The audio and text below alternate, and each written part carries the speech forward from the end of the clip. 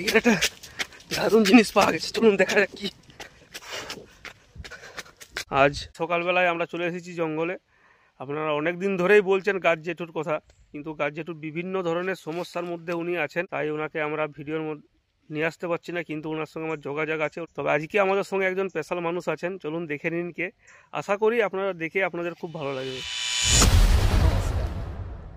আচ্ছা, আপনি এতদিন কেন ভিডিওতে আসেননি? দেখো বাবা, আমার তো সম্ভবত 70 বছর বয়স হয়েছে। ব্যক্তিগত সমস্যার কারণে আমি আসতে পারিনি। আজ বছর পূর্ণ হতে চলেছে সেই গাছ, সেই ভোলাকন্যা গাছ।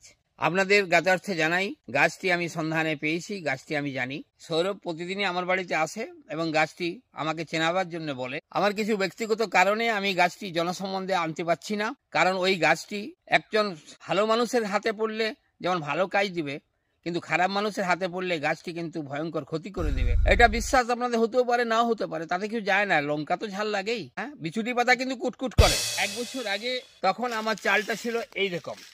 হ্যাঁ, এখন দেখুন এই চালটা আমি আপনাদের সামনে দেখাচ্ছি।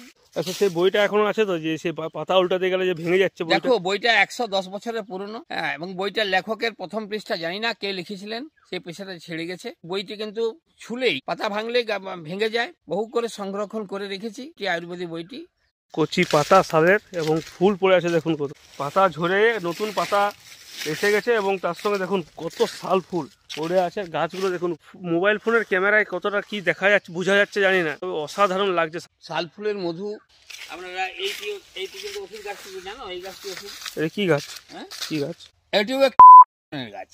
পাতা নির্যাস বা এর শিকড়ের রস শারীরিকভাবে যারা দুর্বলতা অক্ষম তাদের খুবই ভালো কাজে লাগে। আজকে জেঠুর কাছ থেকে আমরা কিছু গাছ চিহ্নিতকরণ করার চেষ্টা করছি। রামদাতন? হ্যাঁ, এটা রামদাতন গাছ। এটা সেই গাছ, পাতাটা নেই, শুকিয়ে গেছে। এই গাছটা ধাতুগত রোগে ভোগে। হ্যাঁ, তাদের এটার সাহায্যে খুবই তাদের ভালো কাজে লাগে।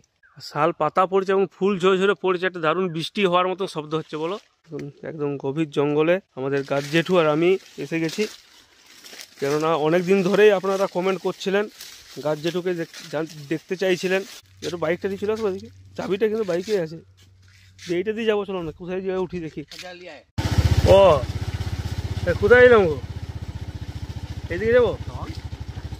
একটা লাল মাটির রাস্তা, দু সাইডে শাল গাছ এবং প্রচুর ফুল হয়ে আছে।